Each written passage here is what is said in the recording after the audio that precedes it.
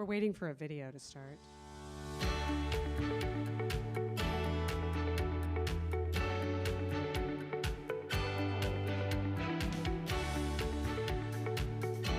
Roger Nias and DeSoto Hedge feature, Purpose-Driven Communication and PR, Working for Greater Good.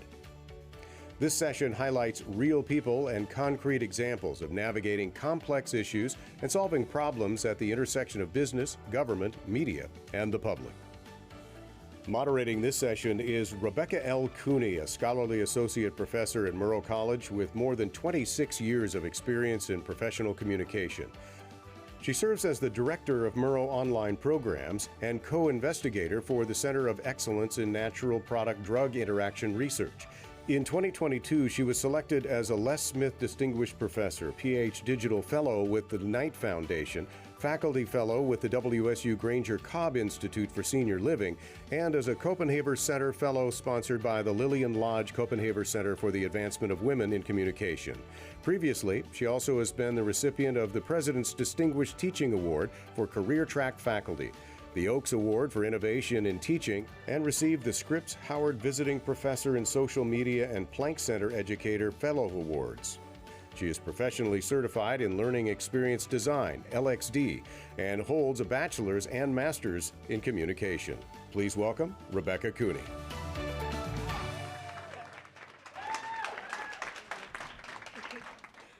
That was insane. I thought I was giving that bio for like a program. By the way, I would have written about half that if I had known that was going to be read. Welcome everyone to this very esteemed panel. I'm really excited to be moderating today. So first thing I want to do is introduce our panelists. I've actually known, I've known Paj, I've known Michelle for, when did we know? How many years? A lot of years. Don't say. More than 10.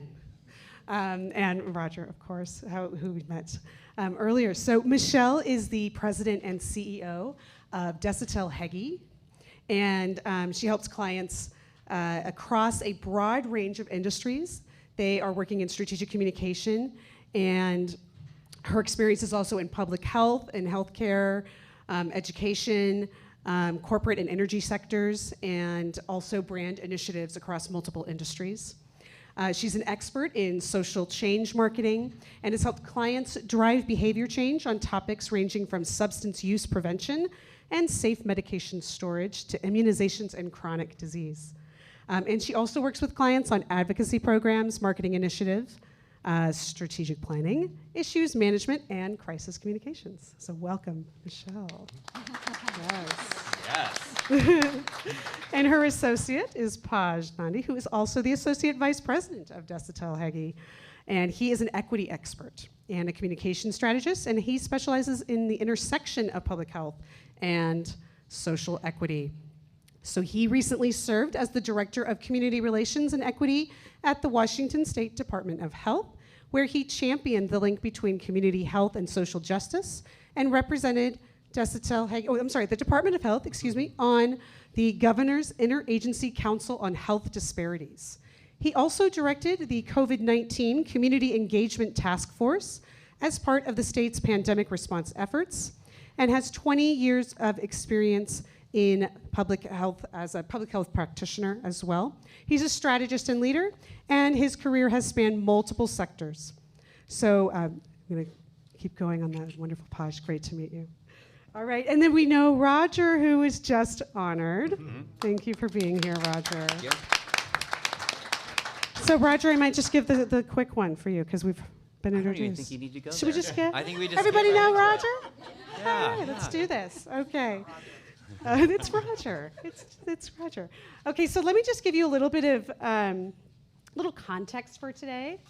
And the panel discussion. So the title of today's panel discussion is Purpose-Driven Communication and Public Relations, Working for the Greater Good. So the purpose of this conversation is to explore social change marketing and equity-centered communication strategies. Our panelists will delve into the topic of communication and social impact across various industries, including government, nonprofit, and private sectors. And they will also share their insights and experience in the field of health equity, particularly in addressing the challenges posed by the pandemic and systemic racism in public health and other domains. So, woo, we excited? Okay, great. All right, thank you. So we're going to go right into it, and we're going to start. Oh, by the way, a little bit of housekeeping. They are really okay if you want to ask questions as they come up. Okay, so this is not just we're going to do this and then at the end you can chat. So if you have questions along the way, please feel free to, I guess, raise your hand. If you need the mic, I'll come get you. If you're loud, be loud. Otherwise, we'll work it out. Okay, so are we ready? That's great. Let's go. Okay. Now I'm going to sit. Actually, I'm going to stand first, and I'll sit. Okay.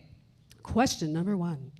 In your experience, what are some of the challenges or obstacles that organizations face when attempting to engage in social change marketing, and how can they be overcome?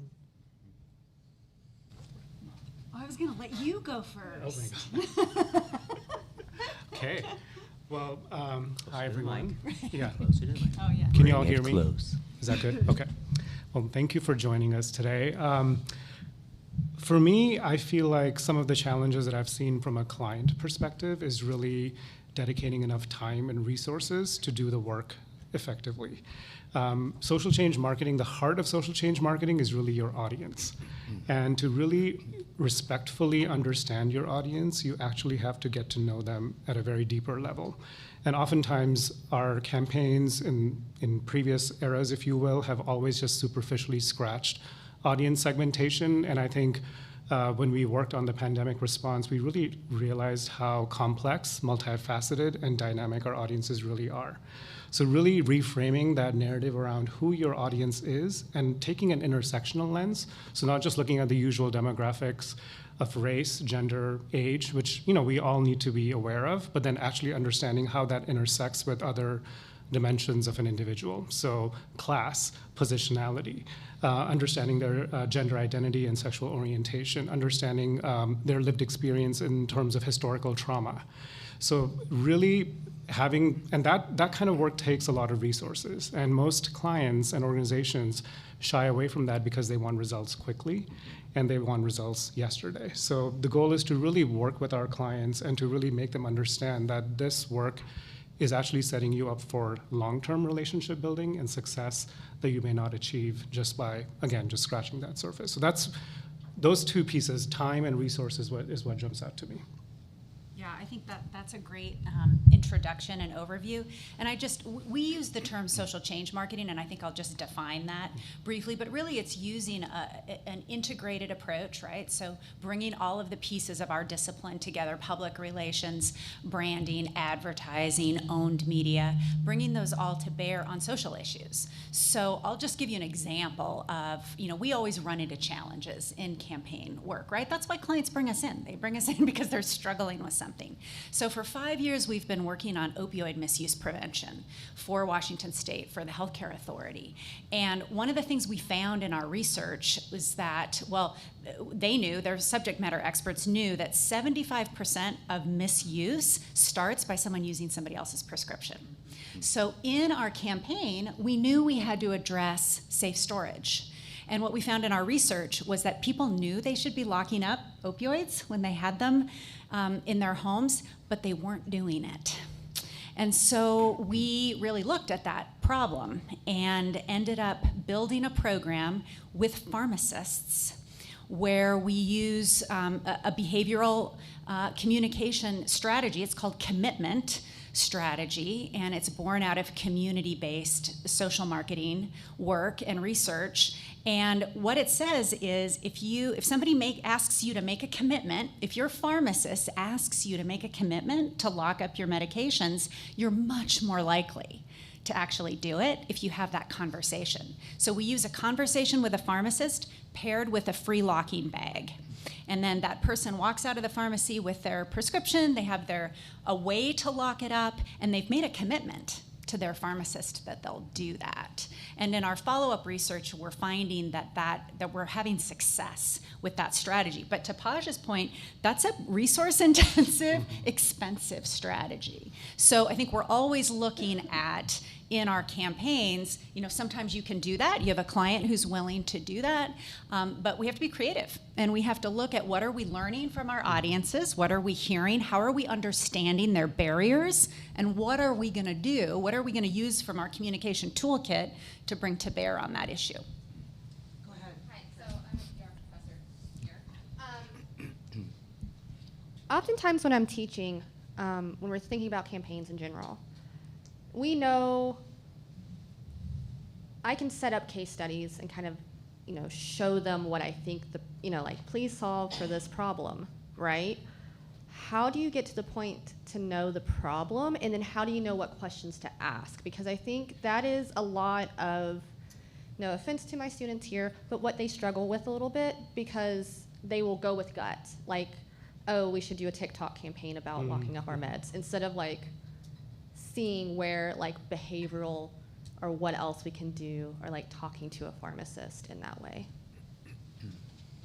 Yeah, I'll just add quickly. I think that, of course, research is where we're always beginning, right? We're always beginning. And I think one of the things that Paj talked about, getting to know your audience, there's a saying that we often repeat in the office, which is nothing about us without us. And that idea is really about when you're studying an issue, there's no substitute for being in relationship with that audience. And whether that's insight interviews, survey work, intercept surveys, even just going to events or going to places where you're going to meet your audience and asking questions and being curious. We've heard that a lot today. That theme of being curious and really seeking to understand is the root of that. But I totally understand what you're saying. It can be tricky to understand how to get to that understanding and where to start. We often start with experts who work with an audience to help us get that landscape before we go to the audience directly. And I would even add, a lot of our research is actually not inclusive of many of the audiences we're wanting to serve. So I think in some ways our community leaders, our trusted messengers actually serve as proxy for us actually getting really salient, practical, and actionable information from our audience members that are not reflected in even basic surveys that the state or other entities collect. So yeah, just really looking at a more expansive view of what research is, and looking at more community-based participatory research, which is again a very strong public health paradigm, which is my background, so I'm always a big fan of it, and really engaging audience in that formation and the design of a campaign. It can be an afterthought, so it has to be part of that package. Hi. Oh, Hello. a little loud. My question kind of plays directly into that. With that statistic of people are more likely to lock up their meds if they made a promise to their pharmacist, how did that study get set up? How are you able to measure the results of the percentage? Yeah, it's a pretty involved program. We have to, because of the way it's funded, before we can give someone a locking bag, we have to have them fill out a consent form. So there's some work involved here. So they have to fill out information, and what they're giving consent to is for a follow-up survey. So we're following up in 2 weeks and actually conducting a phone survey with those individuals and asking them a series of questions about what they recall about the conversation, what they recall learning about the program, if they used the locking bag or not, why, do they think it's important to lock up their medications? So in the case of this program, because it was a pilot, it was a new thing, we've now done it 3 years, and I think we're about ready to just let go of the research part and say, yeah, it works.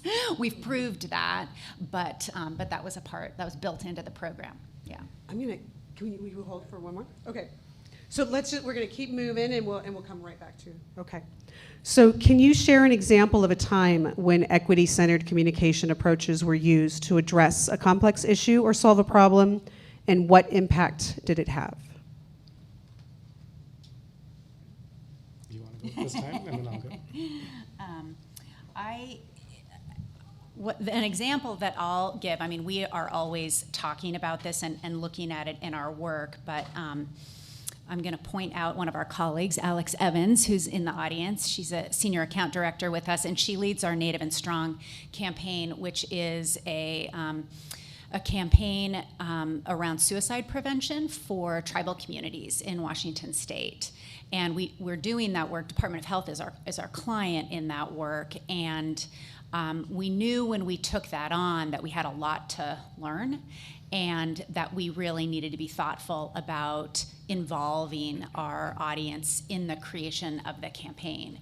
And so we built an advisory, really a group of advisors to help with every piece of the campaign. And we went out and hired also a native-owned production company to work with in the development of those ads. And I would say that the experience of working, their name is Counting Coup, they're fabulous, based in Spokane. But the experience of working with them, what they brought to the campaign, their relationships, and their ability to tell stories that they deeply understood because they were members of the community, made that campaign what it is. And we would never have been able to do that. So I think part of the work in a campaign like that is to really understand who needs to be around the table to inform the strategies and to give feedback. And also we need to, we need to hear the hard stuff. Well, you're not getting this right.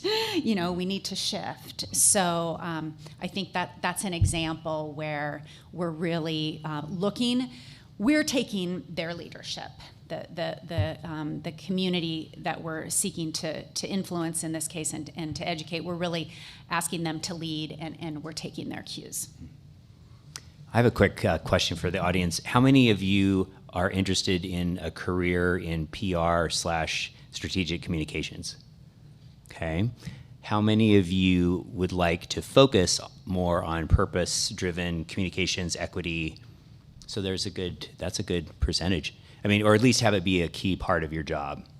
So that is really, what we see is, there are career paths now. That didn't exist before. Could you talk just briefly about that? What are your clients mostly like government and big corporations, or are they, are smaller organizations getting involved, and how are there careers for younger professionals? Yeah, absolutely. I would say we are in the social change space. Most of our large clients are government right now. Those are the entities that are spending a lot of money on working on issues. But I think that, and I'll bring it back to Roger and ask him to talk about some of the work he's done in the private sector, because I think more and more brands are really focused in this space, right?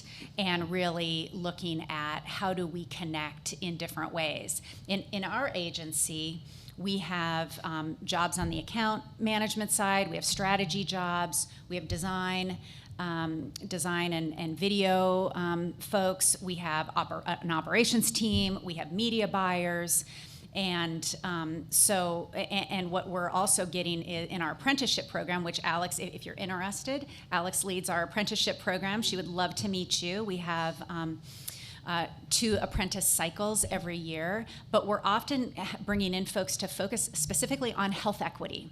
So a lot of our work is in the public health space, and we're focused on tackling issues where there are disparities that we want to make a difference in. And so I think I'm seeing all kinds of career opportunities in that space, and I think it would be great for you to talk about more of the private sector side too. Thank you. And by the way, the interesting connection, so Michelle and her partners acquired my company last year. So I have a deep appreciation for the work that they do, but what really drove me to engage with DH. DH is now the only statewide PR firm. They have major offices in Spokane and Seattle.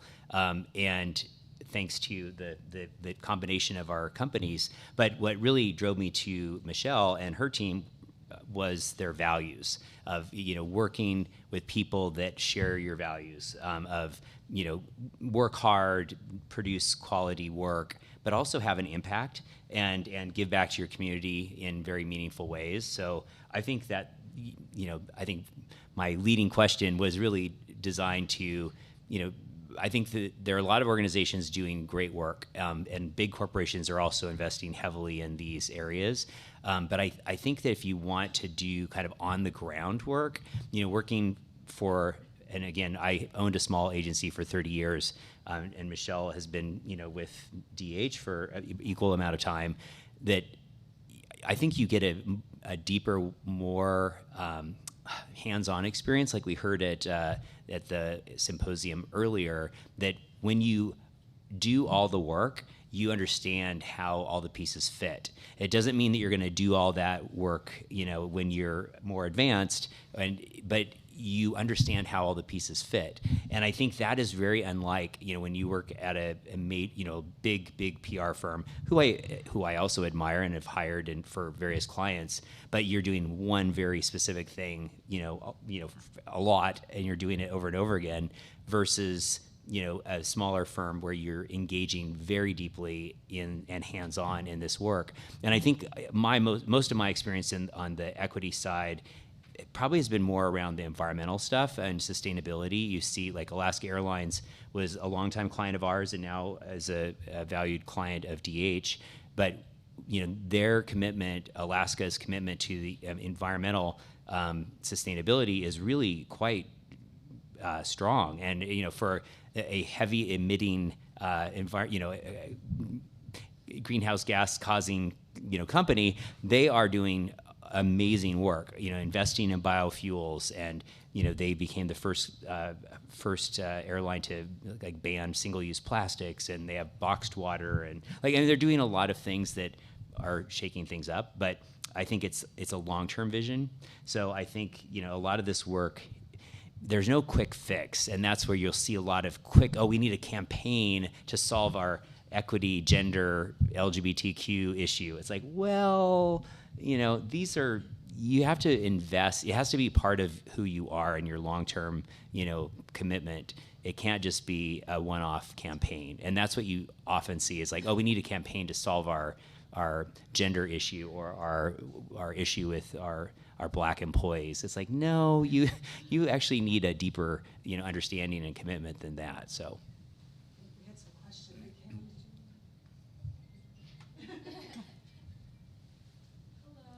My name's Sarah. I have allergies right now, so I'm sorry. But I was just gonna say, do you ever find it hard for companies to not kind of go with your initiatives, or not not fully go committed to what you guys are doing for your campaign? That happens all the time. In our space, often people are coming to us for that kind of work, but I'll build on what Roger said, because the term purpose-driven communications is really, in a way, a misnomer. It needs to be purpose-driven business strategy. And if the company if that's not part of its DNA, and that's not the message coming from its leadership, communications is not going to fix that, nor should it. So I think it's really about how a company is wired, what they're seeking to do in the world, and how authentic they are. And I think as consumers, we're all getting savvy about that, right? Our expectations over the last decade have changed dramatically, right? We care now. We care about companies, getting out of Russia. We care about companies supporting social movements. We care about companies taking a stand in a way that really, companies 10 years ago were like, we're not political. We don't take sides. We just make good shoes. It's not enough anymore. So I think it's an interesting time, and I think, frankly, all of you will take it farther. So I think employees now are a huge stakeholder group and are saying to their companies, we expect that you will take a stand, that you will do the right thing, that you will have ethical business practices. And so I think, companies who aren't willing to do that and aren't thinking about that don't have a future-proof business in my mind. I just have one example, like the pride flag or pride. You know, companies hoisting the pride flag, they're like, look at us, we are with our gay and lesbian employees, and we are, you know, with you. And yet that may be the only thing they do. And so there's that whole, you know, greenwashing or rainbow washing or all these, and I think that is real. It does happen.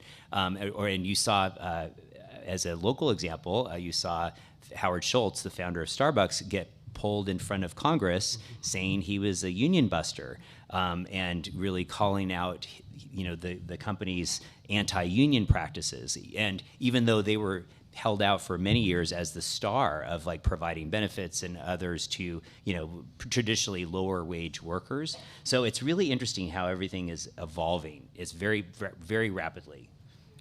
I would quickly add the excellent comments, of course, by both Michelle and Roger. One of the things that they're almost saying but not saying so explicitly is that there's a lot of power analysis that needs to happen when you're working with communities or working with your audiences. And the examples that they both shared really shows how we shift power back to who your audiences really are and the communities that you're serving. And that kind of democratization that we've seen is actually really a result of social media and how everyone can seemingly be an expert in a brand, right? So it's no longer that power doesn't just reside with the Starbucks leadership or even the marketing department, but actually an influencer. You know, on TikTok, it can completely ruin or make a brand based on that experience they've had. So obviously there's a bottom line value for companies to behave in certain ways, but more than that, it's also about what is your purpose within, right? And when Michelle talked about leadership, Michelle can talk a good game, but at the end of the day, it's about her practices and policies within an organization. And that's where racism, homophobia, Islamophobia, any forms of oppression have a way to show up. So the work that we're doing in DH is to really undo those structures and approach communications with that equity-centered, audience-minded approach. So, and it doesn't matter if you believe in the DEI movement, which I know was sort of catapulted to this omnipresence after 2020, it's the lived experience of people that have been marginalized in this country. And I think some of the work that we're really calling to bear now is to really acknowledge that context. If you're going to work with an audience, you really need to understand not only what they like now, but what has been their experience in this country.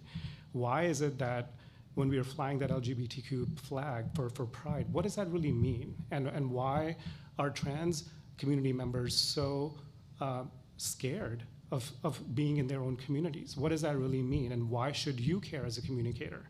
And then why should your client care as a communicator? So I think it's really making sense of it all, but also helping make the linkages between why an issue is such a pivotal issue, not just for your brand, but for just the well-being of your community. I mean, who wants to have Starbucks when you don't have a peace of mind in your community, right? Starbucks exists because it's a brand that people have appreciated that they can aspire to have when the community is actually intact and well preserved. So just think about the broader context of where your brand is present. We have another question. Hello. Okay. We can hear you. So kind of actually a good segue into my question was, how do you make marketing practices for your clients seem genuine and not just part of a trend? Because I feel like we see that a lot, you know, as you mentioned before, like all of the washings, you know, among all groups. And then how do you feel what do you do if you feel like the company that wants to work with you isn't genuine and is just doing it for a trend, you know? Yeah, great question. That's a great question. Yeah. That is. Yeah. Well, I will say that is common because I think, first of all, I think companies like ours, or my former company, and now Michelle leads the new empire, that you don't work with companies that you don't believe in. I mean, we get to choose. It's harder for a big agency because they have a lot of mouths to feed. They end up taking a lot of clients that maybe their employees don't always appreciate and would want to work on. I think for us, like, I know that when we choose a client, we choose clients we believe in, and they may still be controversial, and that's okay. But we choose clients who really are trying to make change, and we suss that out. That's what we're experts in. We've done this for 30 years. We know how to tell if they're trying to just, they want to hire, when I owned my company, I was a gay-owned company. We have a gay issue. We're gonna hire the gay-owned PR firm. It's like, okay, that's not enough. Are you gonna make changes? What are you doing? And we did. We've had clients that have had issues with LGBTQ community, or really all of these communities we're talking about, and they are, and I think what the most powerful thing that we are trying to tell you is each of you comes with a lived experience, and your diversity and your willingness to share that diversity more openly in your workplace, I think, does change how companies operate. And it changes how your agency, if you work at an agency, it changes how the corporations work. And sometimes it's hard because you see a lot of the employees who are like, I really love my job, but I don't like the policies that we are adopting on XYZ issue. And so you can choose, do I want to fight the policy? I love my job, keep my job. But at some point you may have to decide this isn't for me, because the company doesn't share my values. So. Yeah, I think that's exactly right. And I just add that, as consultants, sometimes we have to deliver the hard news. And I think really as communicators in any organization, so much of your role is to be in touch with the audience and to be advocating for audience and to bring their voice into the conference room or into the boardroom. And so I think we have a responsibility as communicators to say, I don't think this is right. I don't think we can't mount a campaign that is not linked to real action. It's not right. It's not the right thing to do. And you know what? It's bad business. If it's not the right thing to do, it's not good business either. So I think we deliver that news. And sometimes we make choices. We make choices to leave clients, or we make choices to pass on clients. Yeah.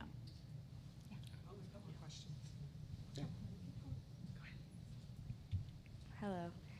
Just bouncing off of that, it just made me think about how the media has changed and communications has changed so much, and it's pretty much all social media and digital.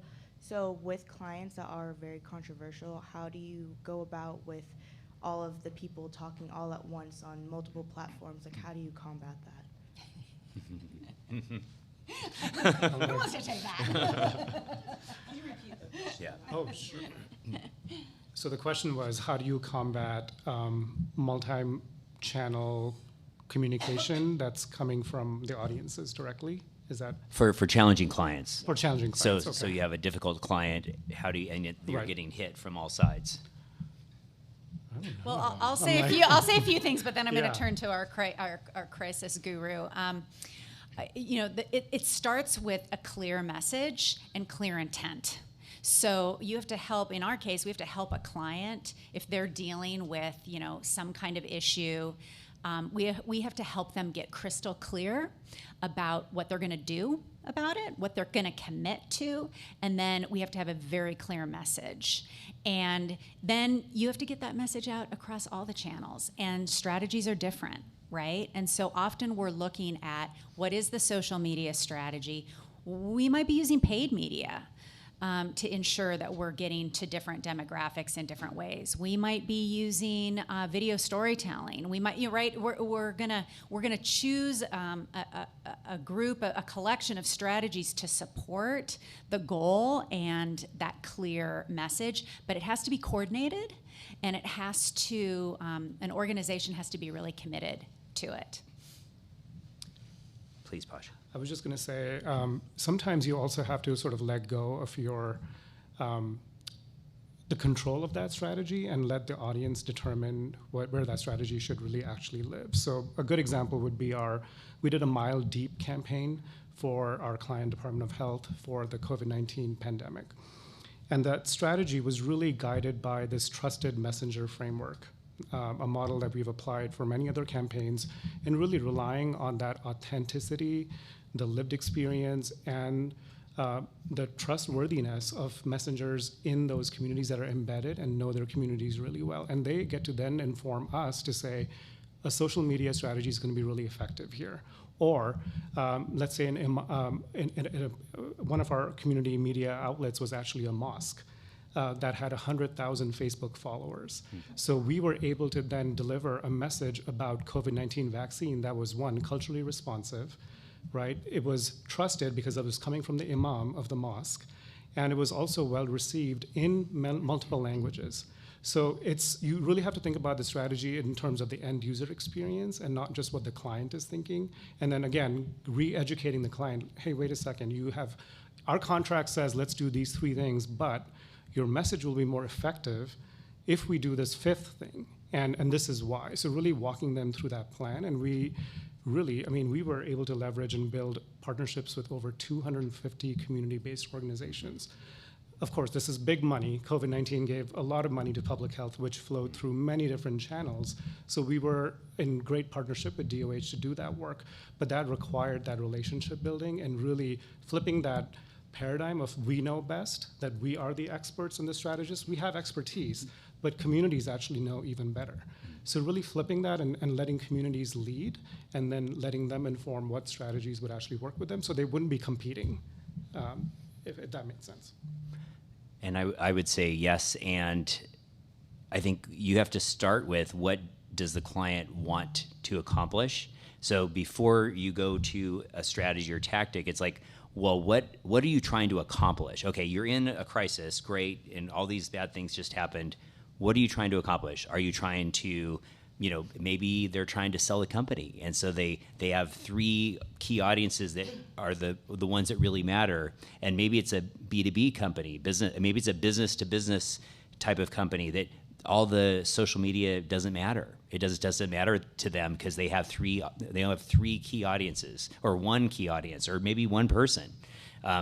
So it's noise in some cases, and then in other cases, if you're a consumer company, it's a really big deal. And I think the more you can communicate directly, to your key audiences, the better, because obviously the channels are getting, more limited from the traditional media. We have another question.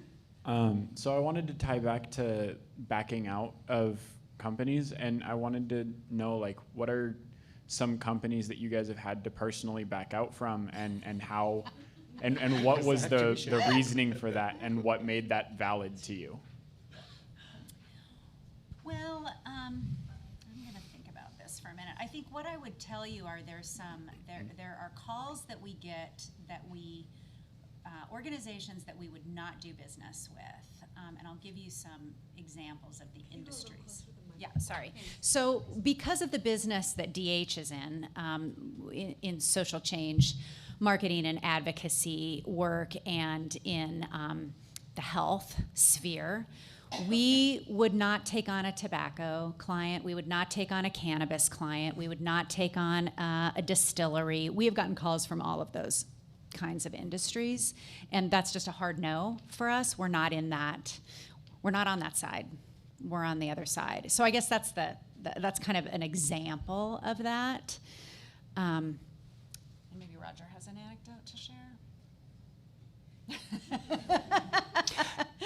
I will say that the criteria that I used when evaluating clients, and there are definitely a number of clients that we turned down more clients than we partnered with, and that's I felt good about that. That did we believe in what they did? Would the team that would actually work on the client be excited about it? Did we? Then we added during the recession, could they pay their bills? That was important. But I think having that values alignment is really key. And then we have parted ways with clients that met our criteria. We got signed up, and then either they were abusive to our team, they turned out to be, there are screamers out there in clients or companies that scream at people, and we were like, no screamers. We're not working with screamers. So if you scream at our people, you are done, and we would let clients go. And that's hard because when you're a small company, you're kind of dependent on all these referrals and clients. But yeah, I think there are a bunch of clients that, in their business that we didn't get because of, one client, I won't disclose, but it was a major international client, not based in the U.S., but didn't hire us because they kind of figured out in the meeting that I was gay, and I was like, you could have found that online and saved yourself a meeting. I was like, that could. What kind of Googler are you? Like, big secret. Okay. All right. I like that you're asking questions. All right, so I'm going to ask another one of you. Are you ready? All right, so I'm going to go with how can organizations balance the desire to do good with the need to achieve tangible business goals and outcomes? I didn't understand it. Repeat it. How can organizations balance the desire to do good with the need to achieve tangible business goals and outcomes? That's easy. You can do both. It's easy. Yeah. You can do both. Yeah, I don't think Pass. I don't think that. Yeah, I think that they're not. It's not one or the other. You can absolutely do both, and yeah. Yeah, I think that's maybe an older paradigm where companies would be very focused on business results, and then they would say, and we should donate some things, and we should have a community relations program, and give back a little bit. And I think it's just a really different day. And if making the world a better place isn't, at the top kind of discussions in the executive suite, again, that's not a future-proofed company. So I just think that it's no longer this or that. You got to do both, and I think there's, the floor is littered with examples of companies screwing that up majorly. So following on that, if COVID limited a lot of companies like resources, so if you have a company that maybe that is their value, but they don't have high resources, the resources are very limited, how would you make the audience care if you don't have resources to fund that? Like, for example, you said the pharmacy and the lock, but that obviously was a long study. So what if the company really does care, or a lot of us will go and work for smaller companies, how do you make them care? Yeah, I don't think it's not just about money. It's about intent and making your values a part of your work. It's about what you do for your employees. So, for example, I think companies, again, right, workforce is one of in any room of business owners I'm in today, number one issue is workforce. We can't fill our jobs. We can't attract enough talent. Number one issue. Companies are looking at how can we retain our great talent. Maybe we should let them volunteer more. Maybe we could all decide we want to make impact in our community in different ways, and we don't have the cash, but we could give our employees more time to volunteer. We could create initiatives. We could work together on that. So I just think that there's a lot that companies can do. It's really a way of thinking, and then the actions that they're taking. Yeah, I would say some of the most creative PR campaigns I've ever worked on were no budget, zero budget, or limited budget, and it was all about being creative and how can you creatively, because it is, if you're being authentic as an organization, it's your customers know that. They know you live these values because of who you are. If it's, I think of REI is a good example. Got totally hit during COVID. They canceled their corporate headquarters. All this stuff is happening. Yet if you shop at REI, it is the people who work there, the values that they have are impeccable. Even if they don't have a big, they did the opt-out side. Now they spent a lot of money probably promoting that, but it was a very creative way to like say, hey, we're not all about consumerism, even though we are a consumer-driven, organization. We're going to be closed on the biggest shopping day of the Exactly, year. exactly. So I think you can be highly, highly creative, and I think the highly creative, low-budget campaigns are, I think, the most fulfilling, and they're also the probably the most challenging to do, because you have to be, it's all about brain power and not just throwing money at ads or videos or whatever. Can I have an agenda check? Is there a session after this? Yeah. Okay. So I'm going to ask one final question, because we're technically supposed to end at 3:20, and I want to be respectful to the event. So I'm going to ask this question, but I'd love it for you to have time to come up and chat with the panelists after as well. So my final question is, what are the jobs of the future in purpose-driven communications, and how do I, as a student, position myself to get one? Michelle? See, Alex. I think that more and more communication jobs, this is going to be a part of what you do. And so I think that, the way to prepare yourself is exactly what you're doing, right? Be curious, be engaged, learn, be a curious consumer. Study the brands that you're buying. Go to websites, look at, be critical. How is this company doing? How is Tesla doing right now? How is, how is Pfizer doing right now? These are some purpose-driven brands that may not be executing in a great way. Be skeptical, study that. And then, like you've been hearing a million times, volunteer, get an internship, get a work experience, get exposure. But I think purpose-driven communications is a job that you can get in the nonprofit sector, in the government sector, in the private sector, in the agency world, in the corporate world. And it's really about, like Roger said, finding a company that you believe in, or a cause that you believe in. And if that's what you care about, you will find opportunities to work on that issue. And you can do it in any part of the communication spectrum. Anyone questions? I'm looking for hands. Any final words? Go Cougars. Thank you so much.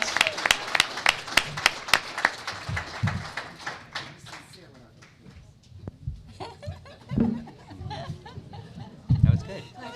That was fine. It went fast. It did go fast. Really fast. Yep. I knew it would. When I saw 15 minutes, I'm like, oh, wow, that's going to be